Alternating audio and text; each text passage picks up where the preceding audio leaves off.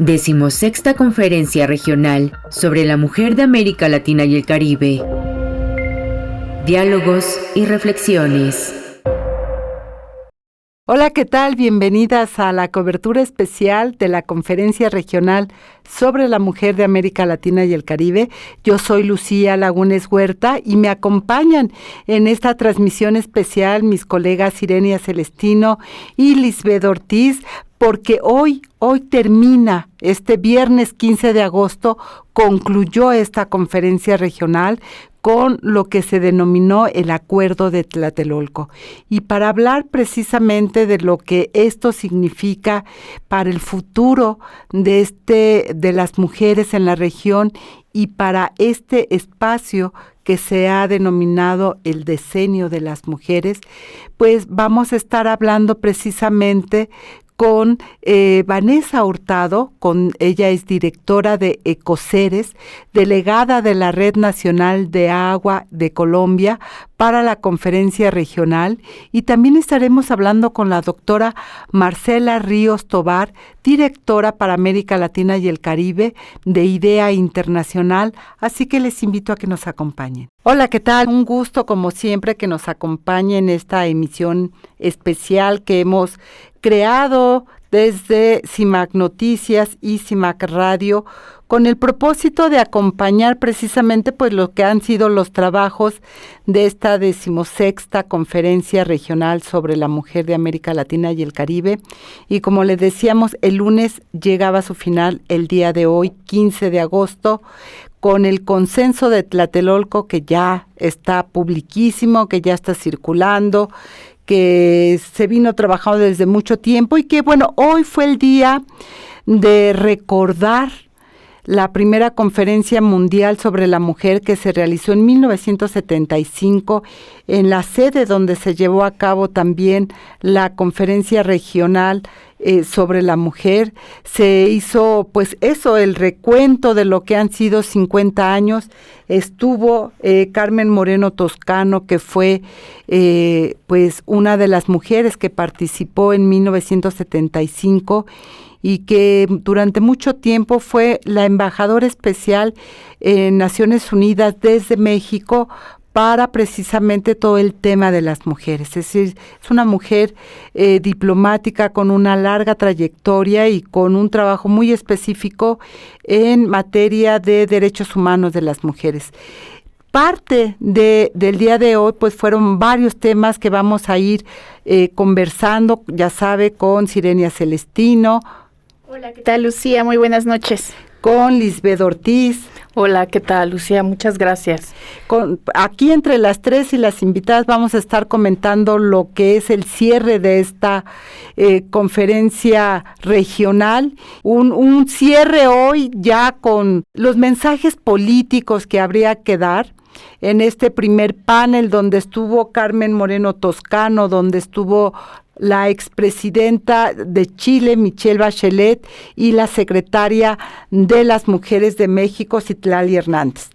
Me parece que el tema más potente que se colocó fue precisamente, o lo colocó la expresidenta chilena Michelle Bachelet, quien estuvo no solo recordando lo que ha sido este andamiaje internacional que se ha creado a lo largo de los años. Ella recordaba algo muy importante, que es a partir de esta primera conferencia mundial sobre la mujer se crea precisamente la Convención contra toda forma de discriminación hacia las mujeres, que se le conoce como la Carta de los Derechos Humanos de las Mujeres. Entonces, da toda una visión muy importante de los compromisos que los estados tienen que asumir con la protección de los derechos de las mujeres, porque, como lo decía Michelle al cierre, el futuro será feminista o no será. Irenia Celestino, ¿cómo viste tú este proceso? ¿Qué hay? ¿Cuál es tu mirada del asunto? Bueno, creo que ha sido una semana intensísima para quienes seguimos esta 16ª conferencia regional sobre las mujeres, ahora en plural, lo tenemos que decir, en América Latina y el Caribe, pero que ha sido una semana también muy pedagógica para entender desde dónde se construye el cuidado y bueno, en la clausura también nos dejaron ver como algunos chispazos. Creo que por parte de la delegación mexicana, la que está hospedando, que está recibiendo esta conferencia regional, pues digo, hay algunos temas, algunos desafíos, ¿verdad?, para la organización en torno a los lugares, en torno incluso a los mensajes políticos por parte de las organizadoras, pero creo que también se da en un contexto y en una serie de reflexiones de todas las mujeres, de las feministas que participaron, muy ricas. Por un lado, hay que comprender, como tú bien lo decías, esta conferencia regional sucede a 50 años de la primera conferencia mundial de la mujer que sucedió aquí mismo en México, acá mismo en Tlatelolco, hace 50 años, pero también está sucediendo esta conferencia regional en el marco de los 30 años de la Plataforma de Acción de Beijing, de los 30 años de la Convención Interamericana Belém do Pará. También estamos hablando de un marco normativo mucho más amplio, por ejemplo, el Acuerdo de Escazú para la protección de las defensoras del medio ambiente, tan mencionadas también en esta conferencia. Y bueno, también hay que decirlo que comienza, como hace 50 años, que comenzó el decenio de las mujeres en 1975 a 1985, en esta ocasión también comienza el decenio de las mujeres, pero para la igualdad sustantiva y para la sociedad de los cuidados. Entonces veremos en estos 10 años qué se va a trabajar para impulsar el consenso que se acaba de firmar, el consenso de Tlatelolco.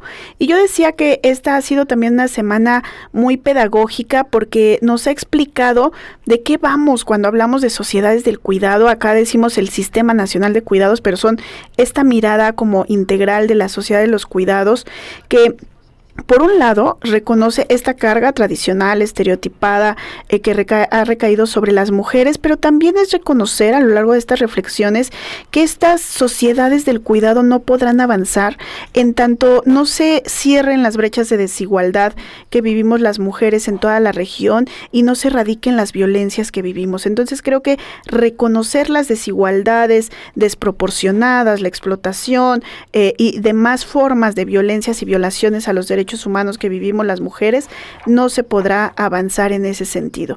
Creo también que pues reconocer, ¿verdad? Reconocer que si bien tenemos una opinión consultiva de la Corte Interamericana de Derechos Humanos que definió el cuidado como un derecho humano, y esto lo hace un derecho humano justiciable, exigible, es decir, el Estado tiene que garantizarnos políticas, pero también infraestructura para ejercer este derecho humano al cuidado y comprender también las dimensiones del cuidado. Ya hablábamos a lo largo de la semana de sí, el derecho al cuidado, el derecho a cuidar, el autocuidado, y a mí me da mucho gusto también que se pudiese profundizar sobre el cuidado del medio ambiente, es decir, vivimos en una crisis climática de gran emergencia, que tenemos cada vez menos tiempo para actuar y que se reconozca en esta región también me parece muy importante, y se reconoce tanto el derecho al cuidado como esta crisis medioambiental en esta región, pero que es también pues de avanzada para el mundo, porque esto también establece un convenio birregional América Latina-Europa y veremos pues cómo esto avanza, y me parece importante decirlo desde las mujeres, desde el movimiento feminista, que es un movimiento que además de darnos las evidencias de las desigualdades, es un movimiento generoso y brinda estas posibilidades de transformación. Entonces creo que en ese sentido ha sido muy rico. A mí me hubiese gustado ver más cobertura. Hace 50 años, en el 75, por ahí les estamos preparando algo desde el Observatorio de Medios de CIMAC, pero la cobertura fue distinta. Era la primera conferencia, quizá eso hacía que fuese más noticioso, ¿verdad? Pero 50 años después, para mí fue muy triste ver pocos medios, poca cobertura, espacios muy chiquitos destinados en los medios, y que además lo que está colocado es un poco la división del movimiento, es pues notas chiquitas con un discurso desde las instituciones también ya muy gastado, que hablamos sobre el discurso de inauguración y que ahora podemos hablar de las palabras de la secretaria en la clausura, pero que son discursos, ¿no? Que nos dejan mucho que desear, y que, sin embargo, con esta poca cobertura y con estos discursos cortos, aún el consenso de Tlatelolco, las recomendaciones CEDAW 32-35, pero Belém do Pará, pero todo este marco normativo sí reconoce el papel de los medios de comunicación en varios niveles. Por un lado, la importancia de las representaciones que hacen los medios de comunicación del trabajo de cuidados. Siempre en esta forma tradicional, ¿no? Repitiendo este estereotipo de género, como si a las mujeres se nos fuera dado por naturaleza el trabajo de cuidados, y no es así. Entonces, eso, ¿no? Hace como este énfasis en que los medios pueden romper esta visión estereotipada del trabajo de cuidados, mostrarnos referentes que permitan la redistribución de los cuidados, pero también que son importantes para adoptar otros modelos de cuidados que permitan imaginar pues la corresponsabilidad, que permitan responsabilizar al Estado, que permitan colocar a las mujeres en la autonomía en su proyecto de vida. Y creo que ese poder de los medios de comunicación es algo que pues se debe profundizar un poco más, que ahí estaremos trabajando también. Pero bueno, y finalmente, para también cederle ya el uso de la voz a mi compañera Lisbeth, decir que este consenso de Tlatelolco tuvo un documento inicial, la Sociedad del Cuidado, que es el preámbulo para la conferencia, aunque reconoce la desigualdad. De 171 páginas de la Sociedad del Cuidado, solo hay 14 menciones a la violencia contra las mujeres y solo 6 menciones a las defensoras de los derechos humanos. En el consenso de Tlatelolco, ya en la declaratoria final, solo hay 12 menciones a la violencia, una mención especial a la violencia digital, ¿no? También reconociendo el avance de las tecnologías y como una plataforma donde las mujeres viven violencias, y solo 4 menciones a las defensoras. Pero bueno, ahí fueron 12 páginas, ¿verdad? No es tanta la dimensión. 80 párrafos. Algo así. Son 80 párrafos. Entonces, eso, ¿no? Creo que pues tenemos este documento, creo que está muy bien cuidado, por llamarlo de alguna manera, y que veremos en el siguiente decenio cuáles son las acciones concretas para echarlo a andar, porque los marcos normativos en sí mismos no cambian la vida de las mujeres, ¿verdad? Y en esta pedagogía, yo ahorita le paso la palabra a Liz rápidamente, pero en esta pedagogía que tú señalas, Carmen Moreno señalaba precisamente cómo se ha ido construyendo los conceptos desde el feminismo. Y ella decía, en 1975 no hablábamos de igualdad sustantiva, y eso se ha ido construyendo. No hablábamos de las violencias como hoy lo tenemos, a partir de nombrar los diferentes tipos de violencia y los espacios en los cuales se desarrollan esas violencias. Y me parece que eso es muy importante, recuperar precisamente este aporte que ha hecho el feminismo al conceptualizar y poder colocar precisamente en la discusión pública lo que ocurre con más de la mitad de la población, que somos las mujeres. Y el video de Alicia Bárcenas, que no pudo estar, que además me parece que fue, si alguien recibió el mayor número de aplausos fue Michelle Bachelet, es decir, no se podía sentar porque no la dejaba, las mujeres no dejaban de aplaudir. Hay un gran reconocimiento a la tarea, no solamente como expresidenta de Chile, sino también en su encargo como directora de ONU Mujeres, la primera, y también como representante del Alto Comisionado de Naciones Unidas para Derechos Humanos. Pero el otro mensaje que me parece muy potente es precisamente el de Alicia Bárcenas, que decía que lo que se está construyendo hoy es para garantizar la plena emancipación de las mujeres. Y bueno, dio precisamente cómo esta tarea del cuidado y esta crisis climática que estamos viviendo tiene como principales víctimas a las mujeres. Y daba un dato que me parece muy importante. De cada 5 personas que son desplazadas por la crisis climática, 4 son mujeres y niñas. De ese tamaño es el impacto, que lo colocó muy bien, porque esos son los retos que tenemos, porque cuidar no es solamente un tema de cuidar a otra persona, que está muy bien, y de cuidarnos a nosotras, sino de cuidar el único planeta que tenemos para habitar. Y si eso no se toma como prioritario, decía Alicia Bárcenas, que hay que recordar, fue directora de CEPAL, pues difícilmente vamos a lograr la igualdad plena. Y decía que vamos a tardar 168 años para lograr la paridad política en todo el planeta. Y que decía que ya, que esa es una clave también que colocaron, que ya tras 80 años de existencia de la ONU, ya le toca que sea una mujer la que le dirija. Pero bueno, esto es parte de lo que está ahí, precisamente en medio de estos discursos, que hay que seguir analizando lo que está colocando detrás, porque era muy poco tiempo, Liz. Sí, pues han dicho bastante información, se nos queda mucho en el tintero para seguir analizando por qué ha sido tan potente esta conferencia. Hay cosas para analizar de forma y hay otras de fondo muy interesantes, como este compromiso de Tlatelolco, que me parece importantísimo, desde luego. Sin embargo, se va sin la perspectiva del feminismo abolicionista en México, y eso pues es desafortunado, así es que hay que decirlo. Se fue este compromiso de Tlatelolco con señalamientos directos de censura ideológica y cosas positivas. Era como un péndulo entre lo muy positivo y lo muy negativo, y entonces llegábamos las mujeres o coincidimos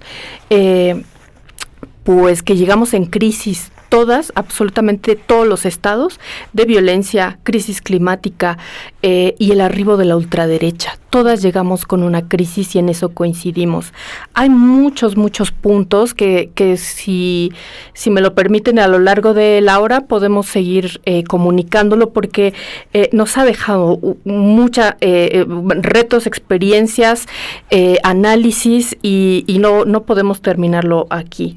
Ha concluido ya las mesas de trabajo y estamos analizando todo lo que pasó en la semana, lo potente que ha sido toda esta semana de trabajos. Y bueno, pues para seguir con este análisis le quiero dar la bienvenida a Vanessa Hurtado. Ella es directora de COSERES, ella es delegada de la Red Nacional del Agua de Colombia para la Conferencia Regional de la Mujer de la Comisión Económica para América Latina y el Caribe de las Naciones Unidas. Fue expositora en el panel Mujeres como protagonistas del cuidado a la vida, su aporte al medio ambiente y el desarrollo territorial.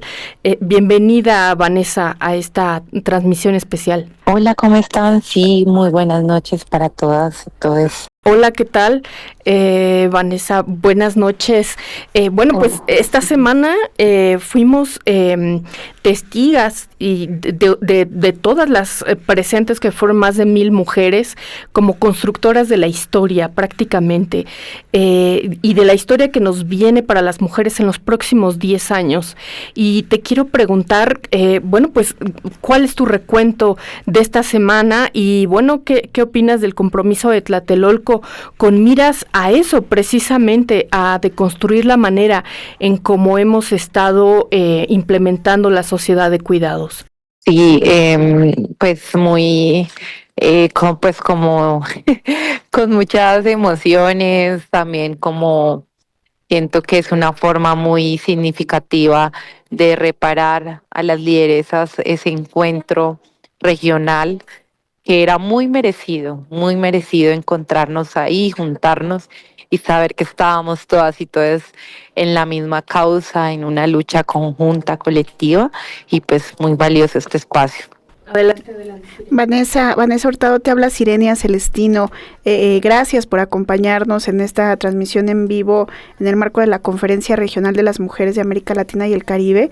Yo quisiera preguntarte, porque tenemos ya el consenso de Tlatelolco, donde se hace mención de las defensoras del medio ambiente y sabemos la historia, ¿verdad? La historia de Colombia. ¿Cuál es el contexto para nuestra audiencia, ¿verdad? Que pueda comprender la importancia de la mención de la protección de las defensoras del medio ambiente. ¿Qué está sucediendo en Colombia?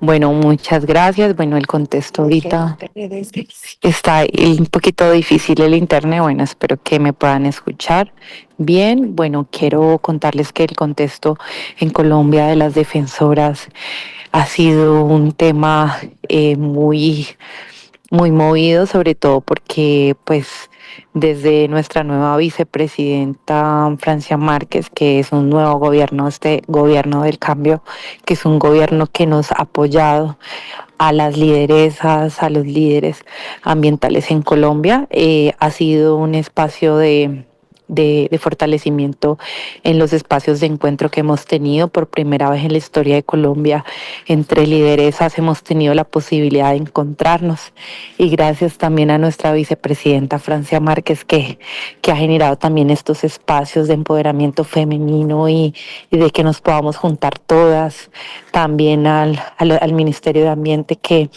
ha creado esos espacios con perspectiva ecofeminista, con las diversas lideresas haciendo tejido en los diversos territorios. Entonces, anteriormente pues no sabíamos lo que estaba pasando en otros territorios, como por ejemplo Chocó. Entonces, gracias a todos estos encuentros que hemos tenido, ha sido muy importante para fortalecer la red nacional y conocer nuestras luchas y causas en todo el territorio de Colombia.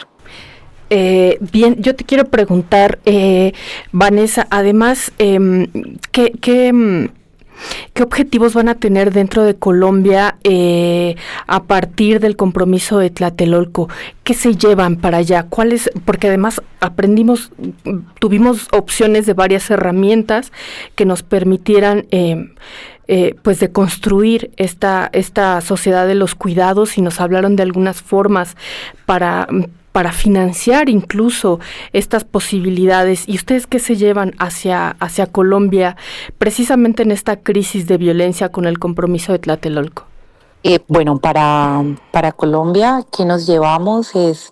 Principalmente nos encontramos quienes estábamos en diferentes territorios luchando desde esta perspectiva de género ecofeminista, muy valioso, porque se hizo un tejido. Entonces acá nos encontramos con ese compromiso de hacer un tejido social para impactar nuestro país y desde acá llevarnos toda esa información que obtuvimos para poder hacer encuentros nacionales o encontrarnos entre diversas lideresas en Colombia, también en Cali.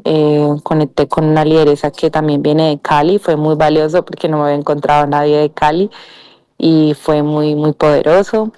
También ese espacio de poder decir, hay que sentarnos a aterrizar esta información que recibimos acá, y quedamos de hacer un próximo encuentro en marzo en Santander, y ver qué otros encuentros vamos a realizar para que esta información se pueda suministrar de forma pedagógica y que realmente podamos hacer una incidencia colectiva para el financiamiento, porque a la final siempre quienes se llevan la financiación pues no somos las de base. Entonces las organizaciones de base, que somos las que hacemos el trabajo más fuerte en los territorios de conflicto armado. Entonces, pues con un aprendizaje muy grande, y también ver cómo podemos conectar pues también con las compañeras de acá de México, que nos puedan también orientar cómo ustedes han logrado financiar sus procesos. Eso para nosotras es muy valioso. Hay otras en otras ciudades de Colombia que de pronto tienen más apoyo, pero pues el hecho de estar acá y poder conectar y manifestar cuáles son las situaciones, pues es muy importante. Vanessa, te habla Lucía Lagunes. Te habla Lucía Lagunes, Vanessa. Uno de los elementos que se colocaron en esto a lo largo de esta conferencia es precisamente la crisis climática que se está viviendo.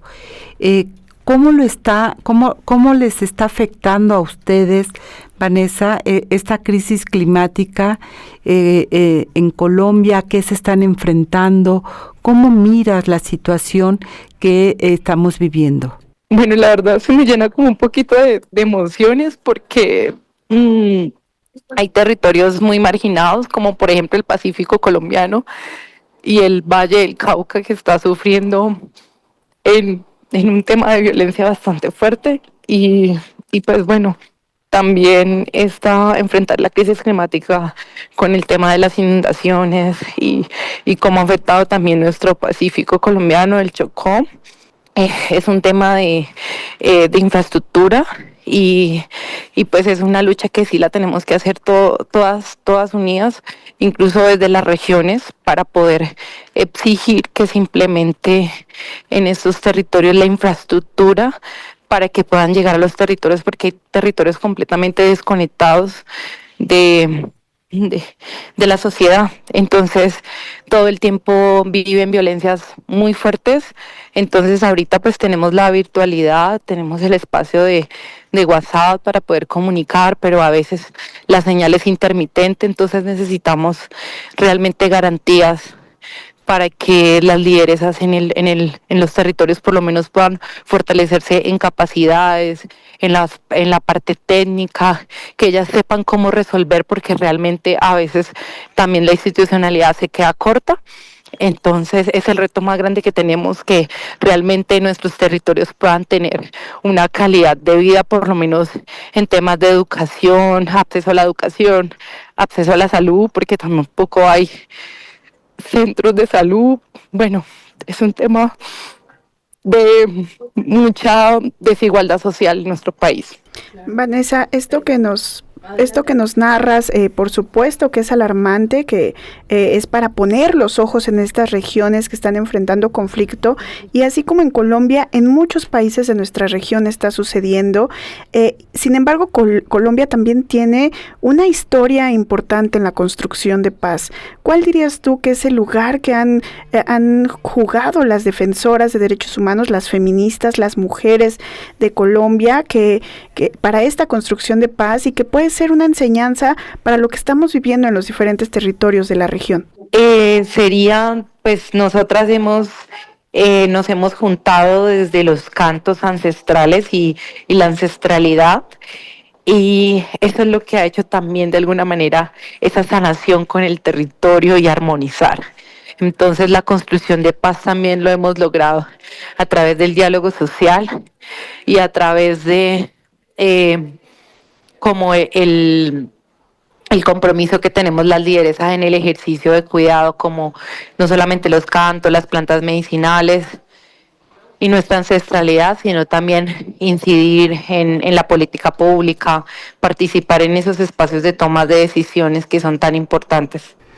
Qué potente escuchar la palabra sanación. Quizá estos encuentros donde nos convoca la misma situación que vivimos las mujeres en cuanto a violencia, discriminación, termina siendo procesos sanadores. Y esto que pones tú en la mesa, pues desde la ancestralidad, pues termina siendo parte de estas resistencias ante esos hechos que nos narras, y es muy conmovedor escucharlo, y claro que coincidimos contigo porque lo decíamos hace rato, todas llegamos, coincidieron todos los estados en que llegaban en todo tipo de crisis, de violencia, de arribo de ultraderecha, con defensoras que enfrentan, defensoras de la tierra, en fin, enfrentan procesos complejos, violentos, amenazas, en fin. Pero me gustaría mucho que nos narraras esto. Nárrame las resistencias.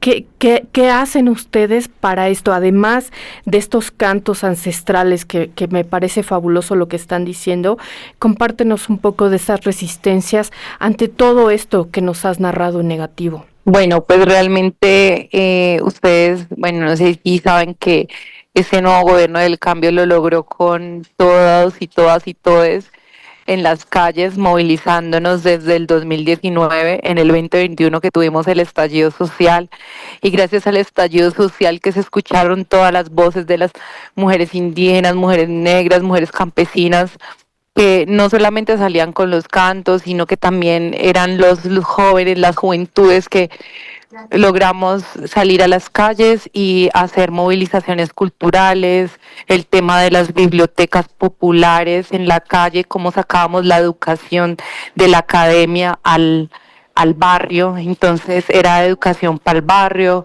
había temas de salud, entonces era la atención médica de los primeros auxilios para las personas que recibían estas represiones y que principalmente eran afectadas desde el riesgo de vida. Perdimos muchos líderes, pero también que gracias a esa resistencia de los puntos de resistencia se logró hacer presión desde cada uno de esos espacios. Hoy por hoy tenemos espacios bioculturales en donde tenemos esa palabra de escucha y entendemos de que este tema de autocuidado es primeramente ser una escucha activa para la otra, no juzgarla, sino ser esos oídos abiertos. Qué maravilla escucharte. A mí me parece muy potente todas las claves que nos han mostrado, todas las claves que hemos tenido y todas estas resistencias. Bueno, pues antes de concluir, estamos a punto de terminar el bloque. Bueno, pues nada más cuéntanos dónde te pueden encontrar, dónde podemos encontrar parte del trabajo que ustedes desarrollan para darle seguimiento. En un minutillo antes de que nos vayamos al corte. Por la red de Ecoseres Unidad en Instagram, Ecoseres Unidad, también ahí pues van a encontrar parte del trabajo, también por Fundemispa o la colectiva Mujeres Unidas por la Vida. Te agradecemos el que hayas estado esta noche aquí con nosotras para hacer un recuento de la conferencia regional que se llevó a cabo aquí en la Ciudad de México. Tenemos la dicha de contar con otra invitada que participó en esta conferencia regional. Ella es Marcela Ríos Tobar, directora para América Latina y el Caribe de IDEA Internacional. Marcela, muchas gracias por acompañarnos. ¿Cómo estás? Muchas gracias, muy bien. Un poco cansada porque ha sido una semana muy intensa, pero estoy bien. Así es, ha sido una semana intensa y lo que le sigue por todas las reflexiones que hemos estado escuchando, pero también la participación en foros y finalmente hoy tenemos el consenso de Tlatelolco. Marcela, ¿cómo recibe IDEA Internacional este consenso de Tlatelolco? Incorpora, ¿verdad?, los temas centrales en los que ustedes trabajan. ¿Por dónde sería tu evaluación de esta semana de trabajo y del resultado final de nuestra declaratoria? Bueno, yo creo que es una declaración simbólica importante, es un mensaje político en un contexto de muchas más dificultades para la agenda feminista y de género que en otros momentos históricos.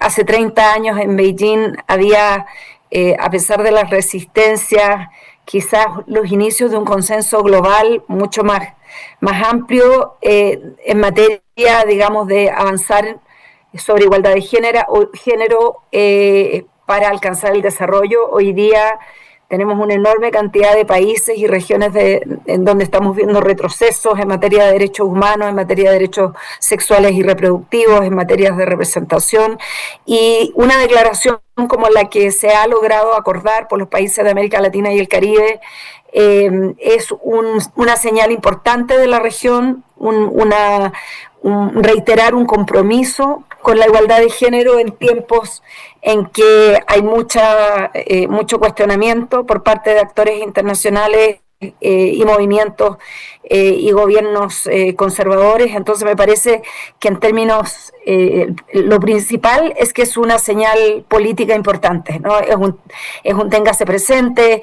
es un unirse, es el estar juntas, el es reiterar nuestra convicción de que no puede haber un futuro si no es un futuro feminista. Así que en ese sentido creo que es una declaración muy relevante, bienvenida. Creo que también además genera una inyección de ánimo, ¿no? De ánimo y apoyo colectivo para las mujeres, las latinoamericanas y caribeñas que vienen de países que tuvieron en México, pero que vienen de países donde están enfrentando arremetidas conservadoras importantes. Te saluda, hola, ¿qué tal? Buenas noches. Te saluda Lisbeth Ortiz, Marcela. Bueno, yo te quiero preguntar, ¿fue de alguna manera sencillo coincidir en las violencias? Porque trabajamos con ellas todo el tiempo, las miramos, ¿no? En esta crisis de cuidados en las que llegamos todos los países que coincidimos acá en la Ciudad de México, pero yo te quiero preguntar, ¿cuáles fueron los aprendizajes, los retos? ¿Dónde vamos a tener que reestructurar? ¿Dónde vamos a tener que hacer cambios de paradigma de aquí a los siguientes 10 años? ¿Qué te dejó esta semana tan intensa, como bien lo dices? Como ustedes saben, a mí me tocó estar en muchos de los eventos discutiendo sobre materias de paridad, de representación política, de elecciones, de violencia política. Entonces mi mirada de las conversaciones está mucho más centrada en eso que en la discusión exclusivamente sobre temas de cuidado y desarrollo social, ¿no? Ahora, creo que los desafíos que tenemos para hacer realidad la declaración y esta aspiración a de que todas las personas tengamos derecho a los cuidados, a ser cuidados y a poder cuidarnos, y que esto no sea una responsabilidad individual, sino que colectiva, que lo asuman las sociedades, las familias, los estados. Para llegar a ello tenemos mucho que hacer, ¿no? La declaración plantea una hoja de ruta en materia económica, en materia ambiental, en materia social. Una transformación de las políticas sociales es imprescindible, porque las políticas sociales en la mayoría de nuestros países están pensadas en una lógica de un hombre proveedor y una mujer cuidadora que está en la casa, o que a pesar de que esté en el mercado de trabajo tiene que asumir el cuidado como parte de una doble o triple jornada sin que eso se cuestione, ¿no? Está naturalizado que las mujeres se tengan que llevar la carga fundamental del trabajo reproductivo y de cuidado. Entonces creo que el camino que nos queda por delante es arduo, porque implica transformaciones fiscales en términos de los recursos para financiar las políticas sociales, transformaciones políticas respecto de tomar medidas y legislaciones para adaptar estos principios a las normas nacionales, implica desafíos también culturales, porque gran parte de los avances, por ejemplo, en materia de representación política, lo que se ha conquistado en América Latina y en otras partes del mundo, la entrada de las mujeres al espacio público ha sido a costa de la sobrecarga de trabajo en las mujeres, pero no hemos logrado hasta ahora, a pesar de los 30 años de Beijing, los 50 años de la primera conferencia de la mujer en el 75 en México, no hemos logrado que los hombres entren de lleno a la esfera reproductiva y que asuman una parte de los cuidados. Entonces, a pesar de nuestros múltiples avances, esta transformación que requiere transformaciones económicas, sociales, políticas, fiscales y culturales, es un proceso que todavía está lejos de alcanzar en la mayoría de nuestros países. Marcela, ¿qué tal? Buenas noches, te habla Lucía Lagunes.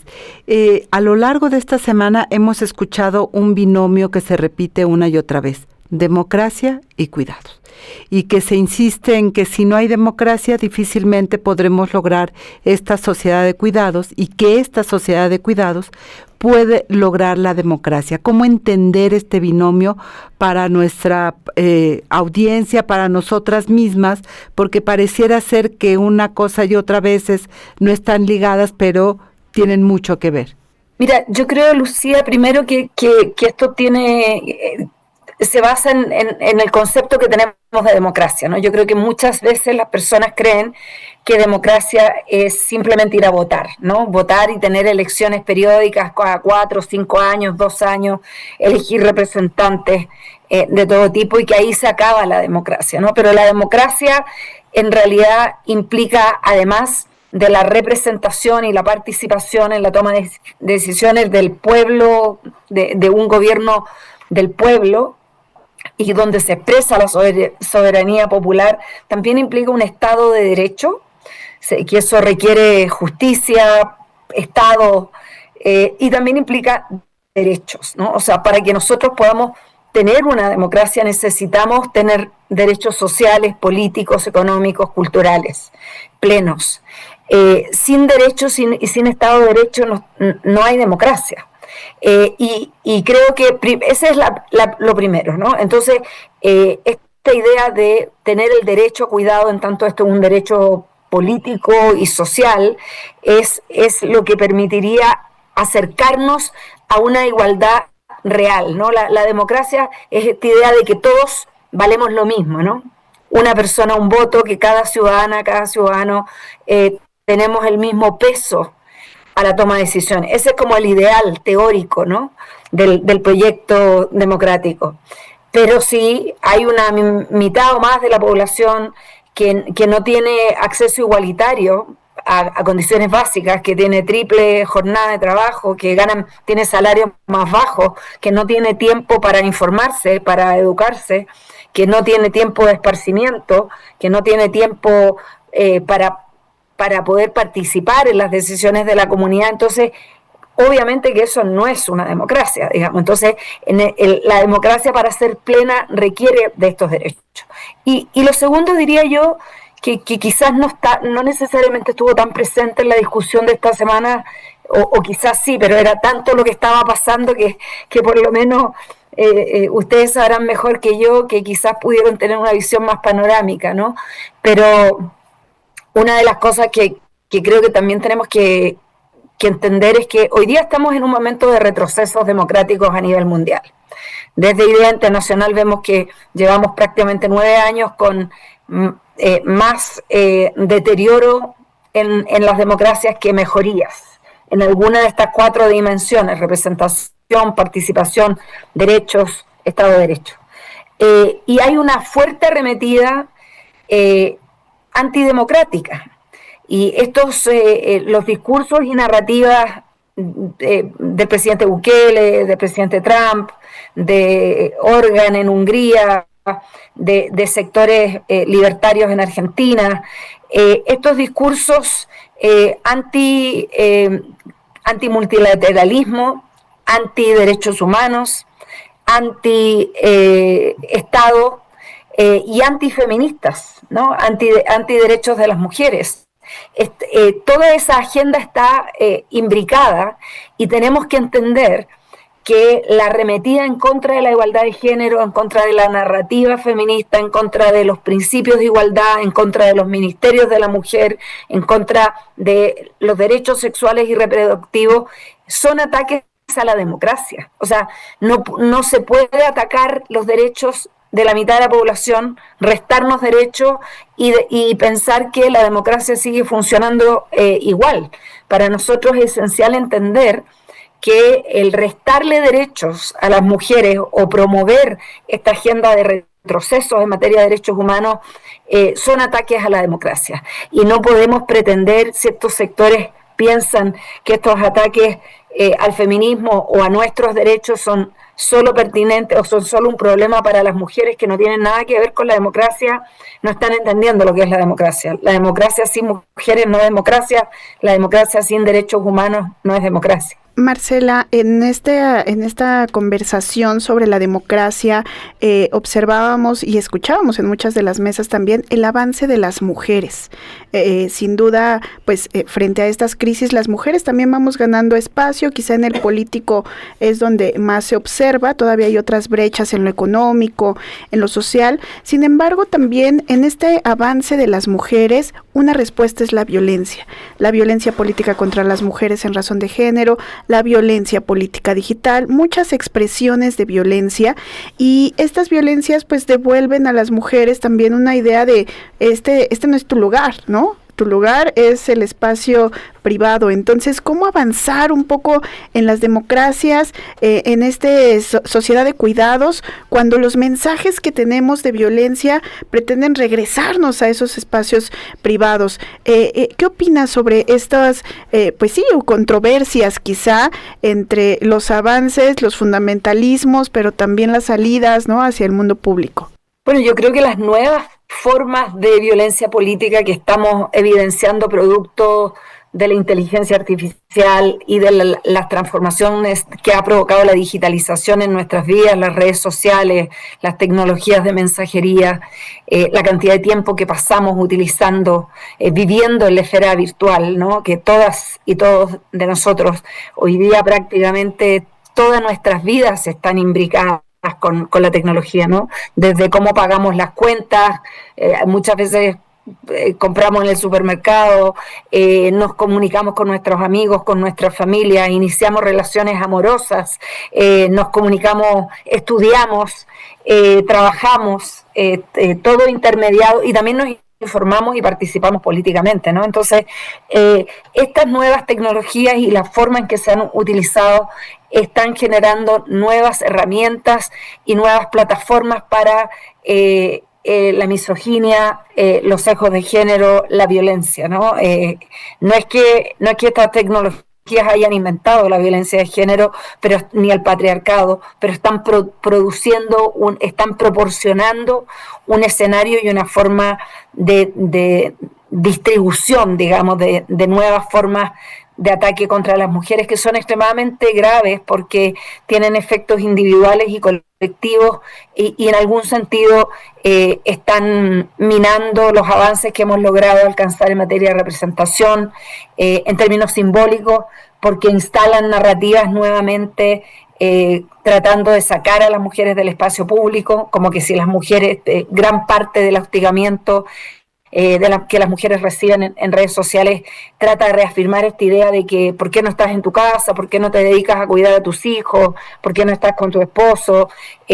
Cuestionar los méritos que tienen las mujeres para ejercer cargos públicos, las trayectorias. Siempre se cuestiona que hayamos llegado a algún cargo a través de nuestros méritos. Entonces, primero hay una transformación de la narrativa que busca silenciar a las mujeres y sacarnos del espacio público, ¿no? Entonces, pero por otro lado también tiene efectos individuales y colectivos, ¿no? En el sentido de que muchas mujeres desisten de participar, desisten de ir a una reelección, desisten de poder disputar un cargo al interior de sus partidos, o ir a una primaria, asumir un desafío en un cargo ejecutivo producto del hostigamiento y la violencia en la esfera virtual. Entonces, necesitamos enfrentarla de manera decidida, no podemos minimizarla, no podemos naturalizarla, no pueden ser además las víctimas las responsables de resolver el problema de la violencia. Y en eso creo que tenemos mucho camino por andar. En México se está haciendo mucho, los órganos electorales acá hay leyes, hay normas, hay procedimientos, hay órganos administrativos tratando de aplicar esas normas, pero en muchos otros países de América Latina no tenemos leyes, no tenemos órganos administrativos y electorales que estén fiscalizando, sancionando. Por lo tanto, incluso en países como este, donde hay normas e instituciones, las mujeres son víctimas de una oleada de violencia extrema. Simplemente quiero decir, sí, que una de las cosas que nosotros vemos es que no necesariamente por tener más mujeres en cargos de poder tienes más violencia, porque vemos en Brasil con 18% de mujeres en el Congreso los mismos niveles de ataque y violencia en redes sociales, en Chile con 30%, en Guatemala con 10%, en Panamá 20%, o sea, las formas de distribución de la violencia y la sexualización del acoso en redes sociales es un fenómeno mundial y está ocurriendo independientemente de la cantidad de mujeres que estén detentando cargos de poder. Marcela Ríos Tobar, directora para América Latina y el Caribe de IDEAS, muchísimas gracias. La presencia, sin lugar a dudas, de las mujeres en el mundo público es necesario. Lo decía también Michelle Bachelet en su intervención, la democracia sin las mujeres no es democracia, simple y sencillamente. Y luego decía Marcela Toscano, ¿no? Si una mujer no puede estar segura, no hay seguridad nacional.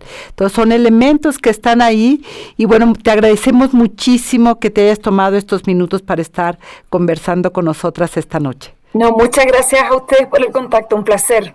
En un hecho que ocurrió muy importante en esta clausura, que es la exigencia de una Palestina libre. Un grito al unísono precisamente de las mujeres feministas que muestran una vez más que el feminismo es pacifista y pues nos ha dado mucho gusto estar en esta transmisión especial. Gracias Irenia, gracias Liz por estar con nosotras y por desarrollar esta mesa tan potente con todas las miradas y poder compartir, y gracias a la audiencia que se sumó noche tras noche también. Muchas gracias Lucía, gracias Liz por compartir esta semana de programa y por supuesto Palestina Libre.